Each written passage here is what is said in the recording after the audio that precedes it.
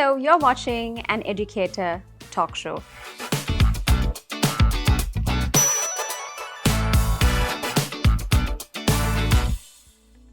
Today on my show, I've got a personality who has bagged over 17 years of marketing experience. I am going to do the least bit of introduction for him because he bags a lot of, I think, pointers under his belt, if I may say. One is I would like to bring in the point where he's the youngest chairman of the Sri Lanka Export Development Board. And let's find out how young he is. I've got Dr. Rohantha Athukorala with me. Welcome. There's interesting conversation that I would like to have, and I'm pretty sure it's going to be helpful to the youngsters that would be watching this program, and they would definitely get a lot of insights from your experience and the background that you've had in the past. Can you tell us a little bit about your childhood, and perhaps maybe we could start from who you wanted to be? Well, my dad is a tea planter by profession, and we come from a very middle income household. My school days, I used to live with my grandmom, and holidays we used to go to the estates in Padula, and that's where we began. And my ambition was actually to become a planter, but then the situation of the country was such, with all the JP riots, my dad said, you have to hang up your boots, you can't get into planting. So even at my A levels, I did agriculture. I did bioscience, and I want to focus on agriculture, but then that dream never made it to happen, so then I had no option. I didn't have at school I was like I was head prefect, and I won the gold medal in my final year, but I was stranded at one time, not knowing what to do. So then I remember the Chartered Institute of Marketing in Sri Lanka, the president, Eardley Pereira, he had a chat with me, and he said, why don't you do marketing? So I didn't know what marketing was because I had never done commerce in my life. Before you go into the bits where the marketing bits come, I'm going to drag you down again a little bit. I want to know a little bit about the impact that you had in your upbringing by your family. What kind was it, and what was the impact, or what was the support that you had from your family?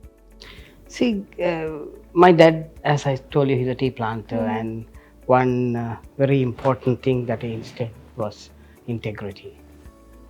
He said, you don't need to be the most guy who earns the most amount of money. You should just become a good human being. So that's the kind of background. So my mom is a housewife, and my dad a tea planter, and we grew up in that kind of a background, and we are very strongly into sports. So I did karate. So that word integrity that you're talking about, I'm picking the word up because you're saying that it was all around that background. That's probably the motivation that you had as a kid, right? How has it helped you in your personal life and your work life? Everybody sells something to live, and I think I just sell integrity. That's what I stand for. I yet remember when I was chairman of the Export Development Board, one day at about 6:30, I got a call saying, transfer ₹1 million to Singapore, because it was, at that time, the person in charge was going to go to taking his family to Singapore. And I said, no way.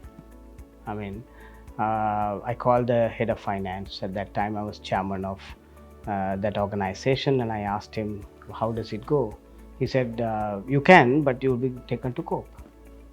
So I said, before court, actually, my father might take a gun and shoot me, So that's the upbringing. So I just took a piece of paper, I gave my resignation, And I went back because anyway I was working at that time for Hindustan Lever based out of Mumbai. And 3 days into that, I get a call from the then president, and I remember she said, "You're very irresponsible." I said, "Madam, what is there to be irresponsible? To be honest, you know." And he said, "You're not going anywhere. You are going to report to me. You head the National Council for Economic Development." And I mean, that's what we stand for. And all our life, we have done that. I mean, later on in my life, I took over a company which is doing about 32 billion rupees. My weekly tender was something like 1.3 billion. And there also, I had a fantastic board. Within 6 months, we turned the whole thing around to a 60 million profit, when it was actually making a loss of 2 billion before we took over. And then suddenly, we were asked to sign a 750 million ERP package to some trader in PETA, And my answer was very simple: I'm not going to do it. And there were so many people from the hierarchy who called and said, for all the logic. But it was a no. I mean, I just gave my resignation, and in fact, I took a trishaw and I went home. I didn't even take the organization's vehicle. But today we stand strong because of that upbringing, and I think that's something that people must understand, that you don't succumb to pressure. All your life you will be faced with so many activities that you do which the world might accept, but you don't do that. You have to stick to certain values that you have been brought up with, and if you don't do that, you end up being in the current situation of where our Sri Lankan economy is bankrupt. Why are we bankrupt? Because there are people of integrity has not said no. They have done what is required for the world, and you have a situation where one day you don't have money to pay your bills. In simple words, that's what has happened. You have certain quantum of money you earn, and there is some money that you have in your bank, and if you don't know how to live within that means, suddenly you have a situation where you don't have money. And that's what has happened to Sri Lanka. And I don't know whether you're aware, but as we speak, 9.6 million people are in poverty, and 27% of the people can't afford to buy a milk powder, which happens to be a basic of a child. I mean, I during weekends I would go and teach on MBA program, which I've always done. And today we have huge turmoil in that market because there's absolute disruption. The typical youngster between 25 and 27 years old, maybe they have just bought a house, they just got married, they have a child which is below 3 years, so they are trying to balance house and their professional life. Maybe there is a lot of challenges in office also where they're trying to reduce cost. So they are in absolute turmoil. But then the goodness is that that's the best time to study. So I always advocate saying IMF was just a theory, but today IMF is part of our life. So if you really study what the IMF does, the loan that we are requiring is so limited. It's just 3 billion, while that happens to be the lowest that in the last 20 years a country has asked. If you take countries like Greece, they've asked for 25 to 30 billion dollars. So our money that we require is so small in relation, because of our economy is just 80 billion economy. So the point I'm saying is that stay to your values, stick by your values, because if you do that, we can get Sri Lanka out of this current challenge that we are faced with. Taking you back to the question that you were addressing about where you started your journey in the marketing, maybe we can, touch base on that a little bit now. See, as I told you, I mean, I don't know anything about marketing. So when I started the Chart Institute of Marketing, I used to get up at 4 in the morning and study, so because my initial dream was not going to become a reality. So I knew I had to do work harder. So coming from a sports background, I had to put the pieces together, and I could see most of my friends, going abroad to study. Some guys are like, at university, and so. But then, we are taught to run on our track, So, and then of course, every year I got the best performance prize in CIM, and then, I had so many companies who were coming and picking me, for jobs. So, how important is a person's choice in education?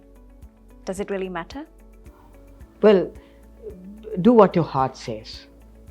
It's a very important point actually you addressed, which is that we tend to wanting to live lives of what our parents have told us to do, or maybe a influencer in our family, maybe an uncle and aunt, what they do.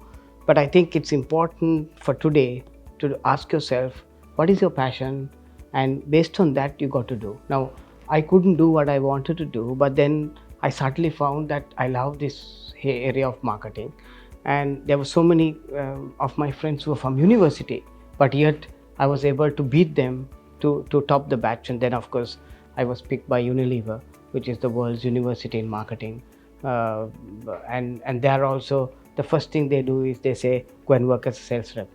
So for 6 months with a bag, you're selling goods in Vattala and Kiribati from shop to shop, and that's your fundamentals of training which you do. And sometimes you ask yourself, you have topped the batch and everybody loves you, kind of thing, millions of jobs, and here you are working as a sales rep, going from one shop to another. But that training is what gets us to understand the rigor of working, getting up in the morning, going to work when things are rough, and fundamental things like sometimes I yet remember from levers I got picked up to rackets, and I was managing a portfolio of brands, and then I handled Dettol, and then I got picked up to run the brand for the whole of South Asia, for Sri Lanka, Maldives, Pakistan and India.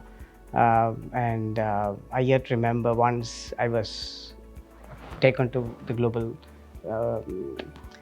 headquarters, and at that time, I had made one mistake in my financials. And I yet remember my boss taking that piece of paper and throwing out of the office. And I had to go 4 floors downstairs to go and pick it up during winter, But then I again go back to my fundamentals, like saying, if you have made a mistake, own up. You don't react. Okay, you must learn to act. So I went down, took the piece of paper, made that, and again went back. And the message that my boss said is, he said, what do you think my job is? So I said, I don't know, I'm not sure, but I reckon you run the whole world. And then he said, no, I wanted to know that I spend half my day talking to investors. That's my job. I got to tell my investors not to sell my share. And I allocated 20 minutes for you, and that 20 minutes, you gave me a set of data which was not correct. And then I realized from that day, you get opportunities once in your life, you got to be ready for it. So from there, we progressed, and I got a chance of becoming chairman of tourism, chairman of Lanka Sathosa. Then of course I joined Unilever in India for the diversity business. From there got picked up to the UN, and I yet remember the UN project. One of the projects that I built, which was called the Actual Industrial Zone, my boss told me, Rohantha, it's not going to ever work. So I asked him why. Right, Rainer Frontfeld, he was a guy from German, Belgium, So I said, Rainer, why? He said, Rohantha, we have never got funding from India. Government of India gives funding from the people of India to the people of Sri Lanka. You don't get money to the UN. So I said, Rainer, let me try. I went 157 times.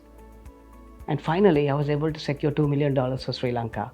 And we built the whole actual industrial zone, which has never been done in the UN, globally. And we built the first industrial zone. First time funding had come in from the government of India to the UN. It was dropped at the New York account, and so what it means is that life is hard, life is challenging, but once you make up your mind on where you want to go, it doesn't matter what others have to say. You got to keep on working, and until you achieve your set objectives, you don't give up. I mean, thinking about marketing and integrity, I mean, there's a huge question as to how can you have a balance in between the two. How would you? Well, I love your questions. No, yeah, it's very true. See, the challenge there, Shah, is that a lot of people think marketing is about telling consumers and influencing consumers to come and buy brands. And I just go back to my boss, he was a Scottish, and he told me, Rohantha, who is the consumer? So I said, consumers are between the ages of 35 and 50 years, having 2 kids at home. And he said, Rohantha, that is statistics. Who is the consumer? So I was like, man, I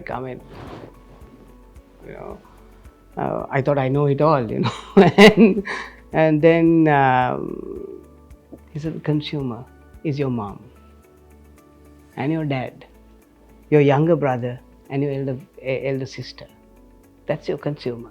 So if you try to influence people, you want to tell lies and get them to buy the brand, they might buy it once, but second time it will never happen. It will never be consistent. Never, because they will come and say, this is what my brother told me and this is what I get.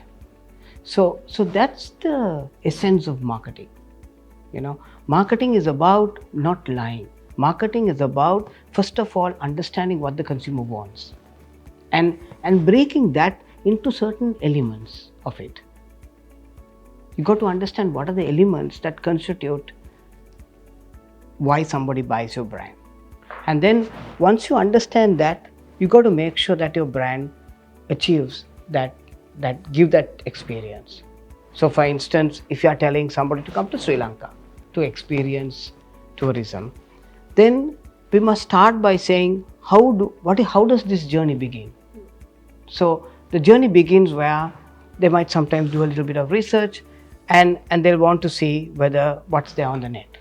Because you start building a kind of a dream tour that you want to take yourself and your family with, So at that moment of time, you will see the tea, you might see the whales, you might see the elephants, you might see, the Sigiriya maybe, you might look at the real experience. So at that moment of time when the journey has been built, you got to make sure that what you see is what you get. And then what's your second step? It's about getting a visa. Now, is that friendly? How do you apply? What data do you give? How long does it take to come? So that's your second key point. Marketing is not it is a science, but it's not where you got to pick your hair out where by the time the program is over you're like bored. It's not like that.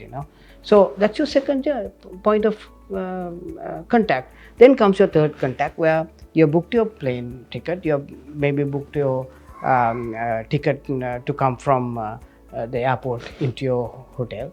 That's your third point. And your fourth point is when you come over here, how do I feel it when I come out of the airport? So all these are components that you see. And then of course, he has already mentioned, he has a dream of what is day 1, is day 2, is day 3, is what the 7 days are. He has dreamt about this, just like how we go on a trip. And then each of those expectations they have, we must deliver that, And then when I'm going back, when you're just about to board maybe the aircraft, somebody will come and say, would you mind doing this small tick? And there you will write down what the satisfaction survey, we call it a satisfaction survey. So you might put and say, what did you expect? What did you deliver? That's marketing. Marketing is about understanding what people want and then asking yourself, how do you give that experience? Now, at that moment of time, Shah, if you have been a little bit creative and kind of pegged it a little bit slightly higher in your chain, the experience might be a little bit of dissonance. But if I have pegged it in the correct context, people will say, I want to come back to Sri Lanka. And believe me, 85% of tourists say they want to come back to Sri Lanka. Fantastic. So based on your experience, let's say that you're talking to maybe a really young child. How would you advise this child? Let's say that you have to advise a 5-year-old based on your experience in the past, even before you became a marketer, for you to pick your career. You obviously did not know that you were going to be this supreme in what you do, right? So how would you speak to this 5-year-old? See, one thing, Shai, is that I'm not supreme per se.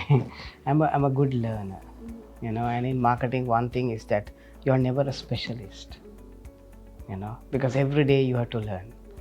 Because the world is changing, as you see, you move from Facebook to Instagram to Snapchat to the all the touch points of digital. So today, when somebody gets up in the morning, the first thing that you will look at is your WhatsApp. So that's, you don't talk to your mother and father. First of all, you look at WhatsApp. You're living on it. Yeah. So the whole world has moved. Yesterday you would have known, for I think 2 hours, WhatsApp was down, and the world lost $1.6 billion. But why? Because most companies are sometimes mooted on WhatsApp. So you have to understand the change is happening. So I would like to be branded as a learner in marketing, and the message that I would like to give is, it doesn't matter what discipline you are in, whether you're a lawyer or an IT grad, or whether you're in business, it doesn't matter. The first thing is you have to be a damn good learner. And if you don't have that learning skill, you cannot move forward. So that's point one. Point two is, if you take a 5-year-old, the first advice that you would do is to maybe find out what makes him tick. Sometimes the guy might love cars and he might want to wash the car and kind of stuff. Sometimes he might want to cycle down the road. He might want to play with some Lego. So you have to first understand what makes that person tick, and until you understand that DNA, and then what do you teach? What you have to teach is, how do you become better? And what you like and what you like, so you've got to move the bar slowly, and keep moving the bar in a context where the person's interest is kept. If you move it too fast, you lose interest, because you can't achieve. So every time you move the bar, you got to give some kind of recognition. Take some photos, put on your WhatsApp group, in your family WhatsApp group, make people feel that people are perceiving me in that manner. So it's small things that get you going. But in terms of sports, for a 5-year-old, they say best is gymnastics, because till you're 12 years old, you're not actually matured out as a body to actually go and do a sport. So what Sri Lanka does is, at 7 years old, they put the guide for cricket or whatever, or rugby or karate or whatever. But that's wrong. Till 12 years is gymnastics, which is called basic skill training, agility, kind of stuff. And then at 12 only you decide what sport you should focus on, Okay, Dr. Rohantha, I think we are at the end of our segment, and the next one we'll have more questions up for you.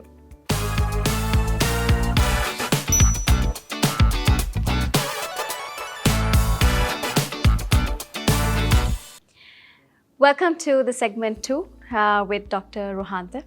We'll start with how can you elaborate a little bit about the Sri Lankan tourism, since it's going to be the talk of the town in the future. It's already the talk of the town right now. So if you could elaborate a little bit about Sri Lankan tourism. I think the first thing we have to understand, Shia, is that Sri Lanka tourism belongs to 22 million people. It doesn't belong to one person. Yeah?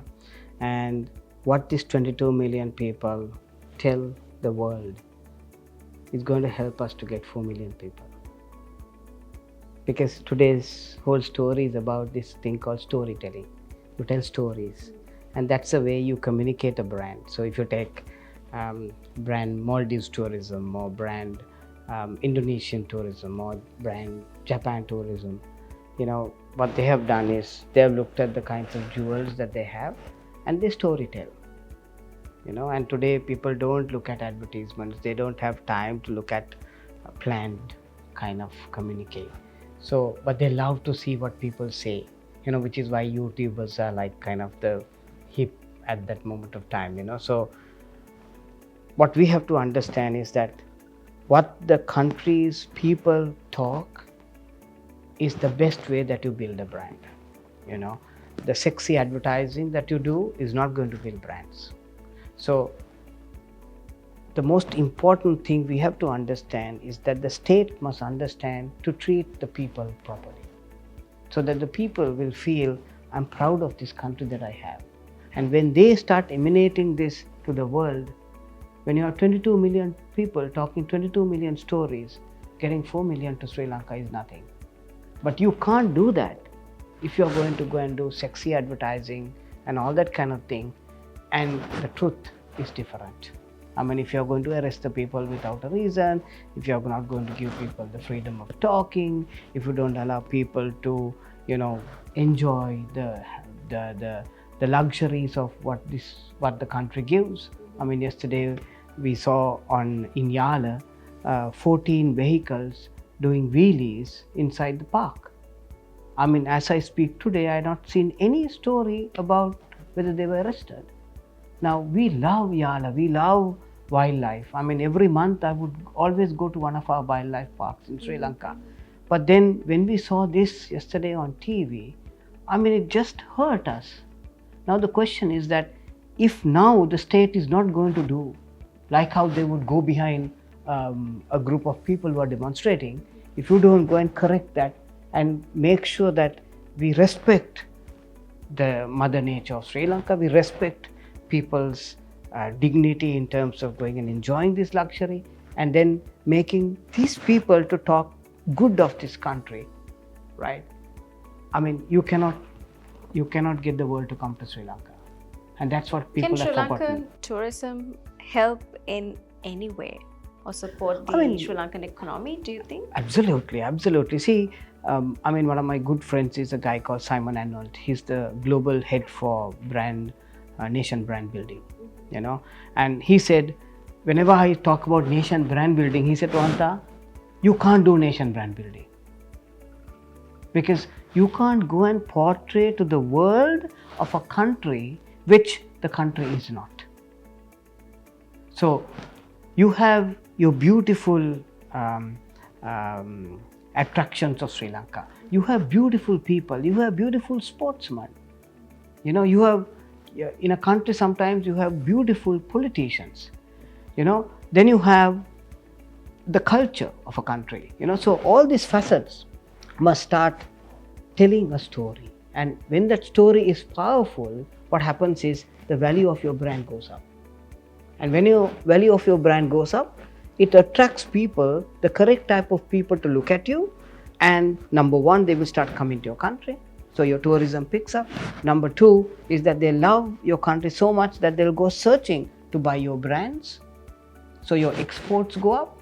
And number three is that they love your country so much that they say, I'd like to come and invest in your country. So how do we develop Sri Lankan tourism?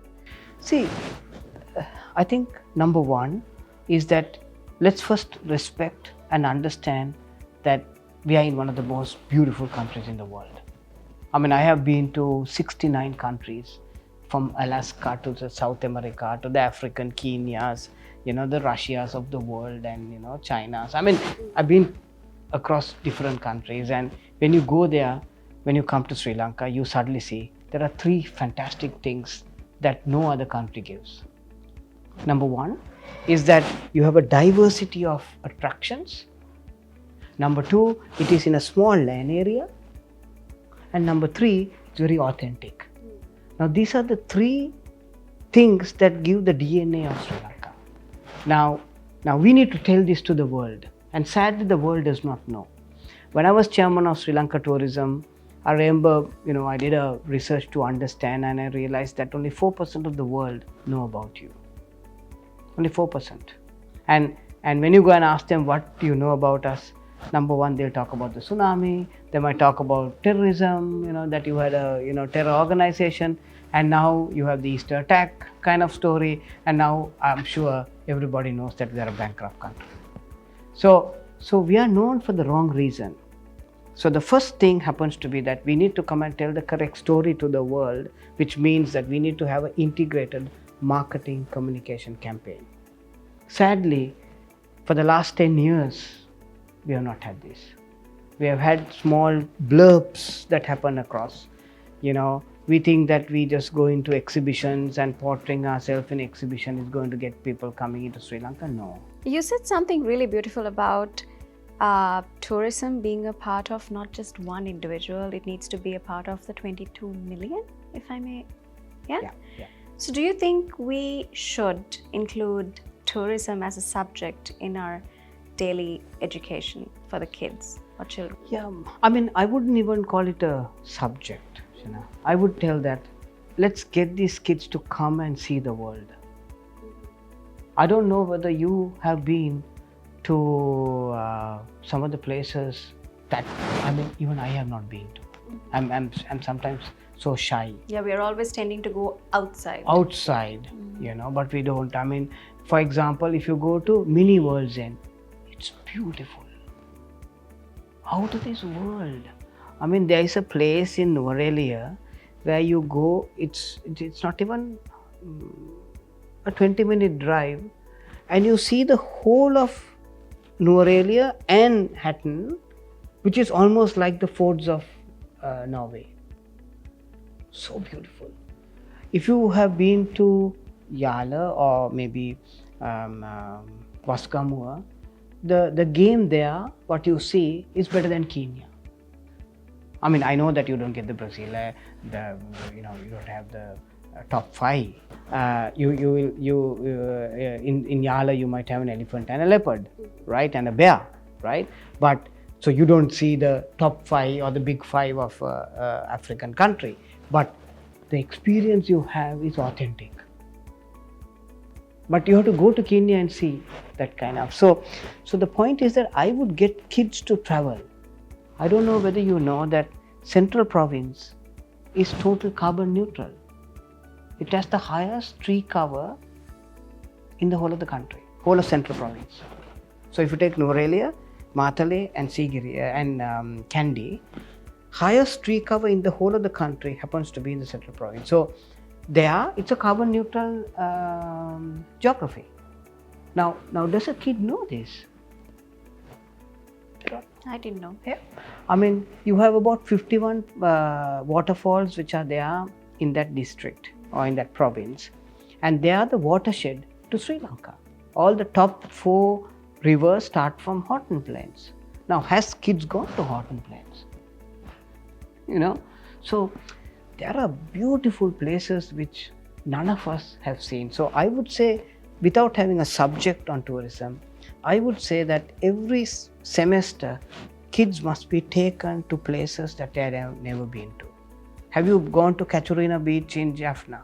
Have you gone and had an ice cream in Jaffna, which is much better than the ice creams that you'll have in Colombo, right? I don't want to mention the brand name because it's not right, but those experiences you can't get. Has anyone gone to a village in Sigiriya and experienced village life? There's a tour right now. Has someone climbed Sigiriya and understand that it is the case study of urban modern architecture and urban planning? Nobody knows this, So even if you take all the tourists that come to Sri Lanka, only 25% of the people go to Sigiriya, though we talk so much. Okay, so now if you go to Egypt, everybody will go to the pyramids. So it's 100% penetration. In Sri Lanka, 21% only go to Sigiriya, and there is no other Sigiriya in the world. Nowhere. Again, I think that's because, as rightly said by you, that it's not being pushed. Absolutely. So I would say the answer to your question. Not making it a subject, but making it practical. Experience. Let them experience Sri Lanka. So that then when they become 18 years old, they have seen this whole country and they'll say, I'm going to stay in my country. you know. Others, they say, well, I want to go to UK, I want to go to Australia, and then they go to Australia and they say, I think this is a beautiful country, I'm going to stay. And after, when they come to Sri Lanka, they realize Sri Lanka is much better. And that's why everybody whom I know, I work for multinationals all my life, and my bosses always say, when I retire, I'm going to come to Sri Lanka. So why is that? Because they've seen the world. So I think the kids of today needs to start seeing the world. I mean, Sri Lanka. Beautifully put. So let's touch base on a little bit. These few questions are definitely going to be with whatever you're doing right now. What is artificial intelligence? Wow. How do I explain? See, it's a collection of computers that you put together. So when you get a problem, you have about millions of people's brains trying to work out a solution. So it comes very quickly. So artificial intelligence, in simple words, is that. Give me some real life examples if you can, maybe applications of AI or real life examples if you can. Sure. See, for example, if you take a presidential election, what you can do is, now the company that I'm attached to, what we do is that we scrape out all the data which is in public domain, and then it goes through a series of computers and algorithms, and from there you pick up what are your key category drivers, what are your brand drivers, and what are your delight drivers. That's what we call technically. What does that mean? For instance, if I'm selecting a president of a country, what do people look for? Now that's called a category driver. What is a brand driver? Brand driver is you take A brand and B brand. What are they pushing in the market for? Okay. So when you do a brand mapping exercise, you might suddenly find that what the people are wanting versus what the brand is telling is like chalk and cheese.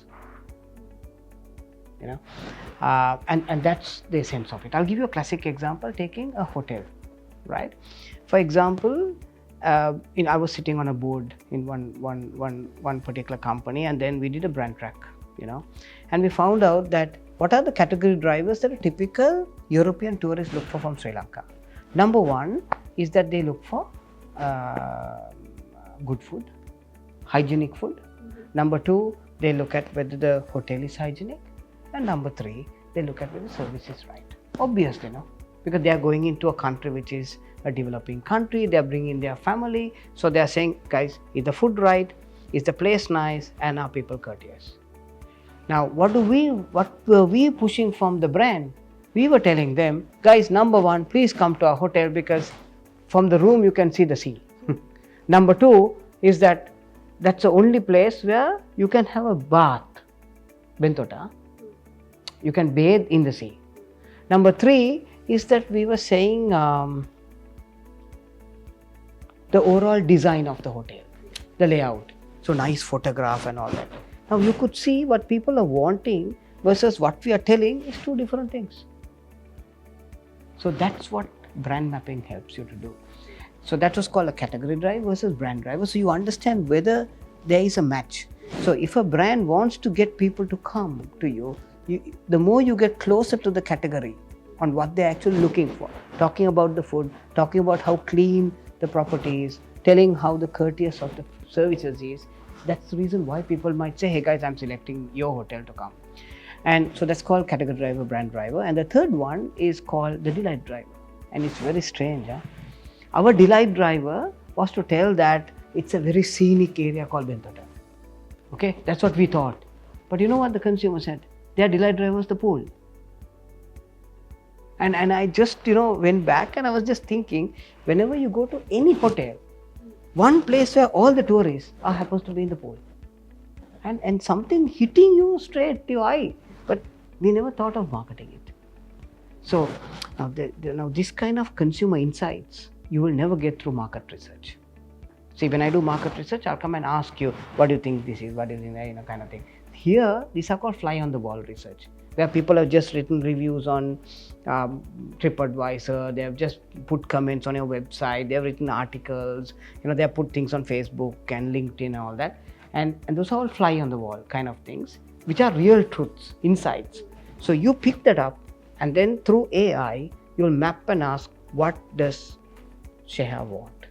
And I will know exactly how I can project to Sheha. We all know that AI, or even like every nook and corner, you have companies that are mushrooming or springing up to say that, I am a digital company, or I am an AI company, or we basically have only AI stuff that we do, and we're also catering to the market internationally. So if I may ask you, AI is all hyped up right now. What do you think is going to happen next? Very interesting question. See, the new trend is, AI is yet, penetration is low, if you ask me. In Sri Lanka, how many people use AI for running their companies or getting more insights of a consumer is, I would say, below 10%. So there is yet so much room for growth, for people to understand deep insights of what the consumer is going through, and especially today in a country where the consumer is going through absolute change in the way they behave, because you're under pressure for your purse. So artificial intelligence will be fantastic to really pick up those vibes, But in terms of what the next in my mind is a thing called business hacking. Now, this is not hacking to your computers, that's not what it's called.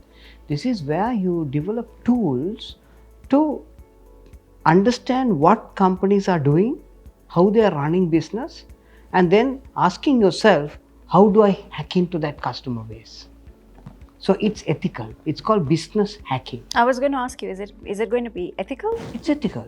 Like, for example, right now, Sheha, what do? My job is about understanding, or let's assume what has been my career. How have I built my companies or brands? If somebody asks me, I would say I use manual approaches. I will use my intelligence to track, who is the target group they're focusing, how do they position their brands, what is their offering in terms of the mix, and then asking ourselves, how do I get sharper on my product? How do I price it better? How do I make it available and accessible to consumers? And then I try to do it better than a competition. And then, people will say, hey guys, I'm going to buy this guy's brand. You know what I'm saying? But the new one is where you have business tools. So you're also telling me that we can improve our Sri Lankan tourism with this? You can, for sure. Like, for example, you can hack into the model of what Maldives is doing, or maybe let's say Kenya, or whether it's Thailand or Singapore, and understand what are the best practices that they are following, which we are not doing. So it's machine related running the business. So it's called business hacking, which is very interesting. It's what we do over a long period of time. A machine would come out with a solution which we have not thought about. Now tell me, Dr. Rohantha, what is Clootrack? Clootrack? It's an AI company. And how, before you complete the question, the answer, what is Clootrack and how is it going to support businesses? How is it going to support people? I mean, I'd like you to touch base on that a little bit as well. Okay. What is it, and then how is it going to help? See, it's like this. You're in the space of trying to make companies to understand their consumer a little bit better. That's the space that you're in. So you can do conventional market research to do it, or you can use artificial intelligence. Conventional market research might take you, let's say, 3 months to do research, and you have to go and touch the consumer and ask questions. If you look at AI, what they will do is try on the wall research. You'll pick up whatever vibes that are in the marketplace, you will scrape it out, and then you would use the kinds of algorithms to come out with insights that a consumer will not know, that they are doing this kind of behavior. So you make companies to become more sharper. So, for example, if you say that you want Sri Lanka Tourism, to see how can Sri Lanka Tourism use AI. I mean, very simple. Even you can look at your top 7 key markets of Sri Lanka. I mean, Sri Lanka's tourism looks at UK, Germany, Italy, China, India, and 2 more. So you can go to those markets and understand who are these consumers who are coming, why are they coming, and where are they going currently. That's one thing which you can immediately see. And all you have to do is to understand how do they develop this journey, the consumer journey. What is the first touch point? What makes them excited to move to the website? What makes them excited from website to go and book, your holiday? What makes them excited in terms of what flight they're going to take to come? So all that can be mapped using these kinds of technology. So it's something new, very interesting. I mean, we've been marketing branded products like the Dettol's and that kind of thing. It's kind of a challenging environment. I would call it new space. So it's kind of virtually like but it's at your fingertips, right? You can get so much data. It's an innovative kind of way of running business. I don't know whether Sri Lankan businesses can afford it in the next 3 years, because as you know, you got a 30% tax which are coming in, corporate tax. The employees are going to be axed with a 36%.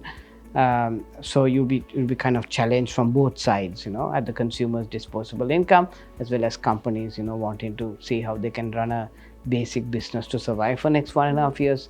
But then sharp companies, smart companies, till the time they grow. So Warren Buffett always says, invest in a market when there is blood on the streets. All right. Thank you so much, Dr. Rohantha. We are going to be ending this segment, and the next one we will be meeting back again at the rapid fire segment.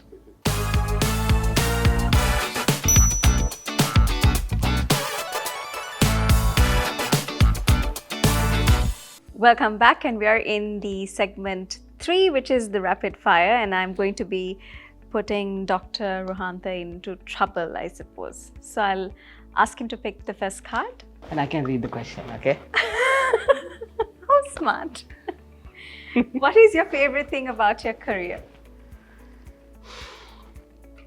I think the excitement not knowing what tomorrow has to hold. We'll pick another one.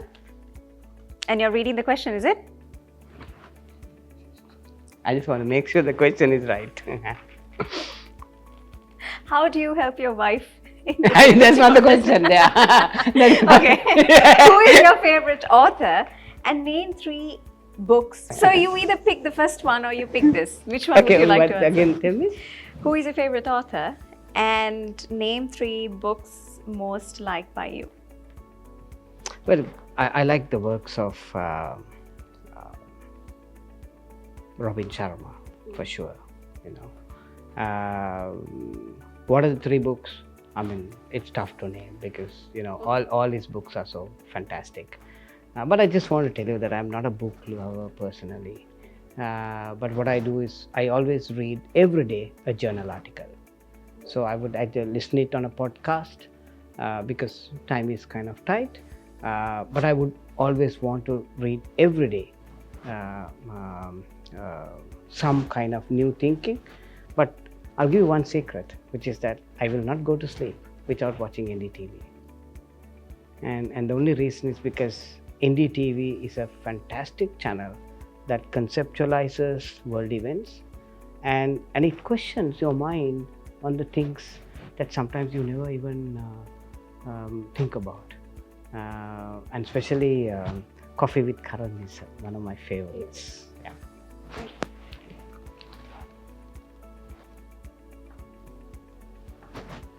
What would you like to do during your leisure time?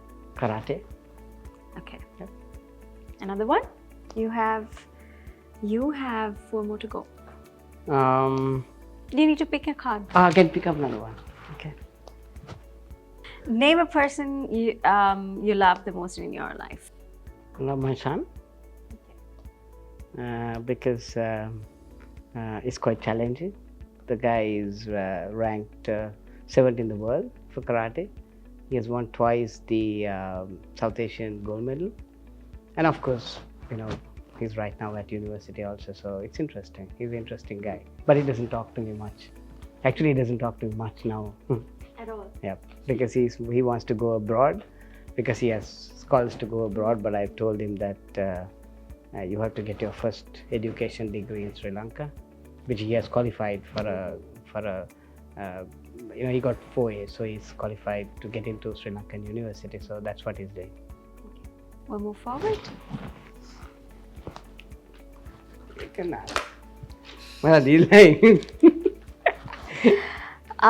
What motivates you to continue your career?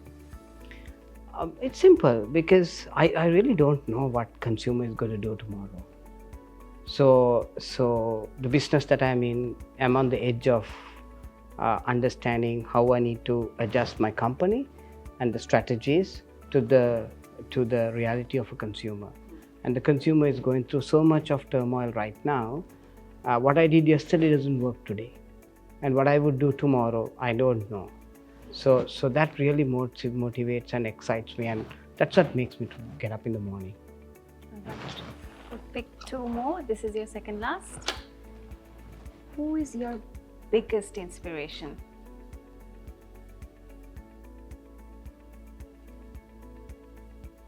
Well, maybe I think it's my dad. I don't think he even has his A-levels, because at 17 years he had to go and study. And sometimes, as you maybe He not. had to go to work, you mean? Yeah, at 17 years. Yeah. At 17 years he had to go to work, and I studied from uni to getting into Harvard for executive education and rapid fire MBA, as they call it. But sometimes when I go and talk to my dad, he might give me insights which I not studied even at Harvard. All right, we'll move to the last one. Let's see whether. No, we'll pick another one. I like that one. You like that one, okay. What motivates you to work hard? See, I don't believe in working hard. I believe in enjoying what you do. If you really enjoy what you do, it's not called working hard. But in Sri Lanka, the hardest thing to ever do is to get honesty of what you do. They always want to comply to all the people around you. They want to comply to your boss, and there's nothing called integrity of conscience. It's very sad, And to me, I believe the reason why that integrity of conscience is not there is because you're not skilled. When you're not skilled, only you have to listen to the whole world, ask how they feel. If you're skilled, you take decisions, and you stand by that decision, and you make sure that that decision will bring you the results. And that's one of the biggest challenges I have in Sri Lanka. Fantastic. Thank you so much, Doctor, for being on the show today. And that is the end of the show. We will meet you again. This is An Educator, the talk show.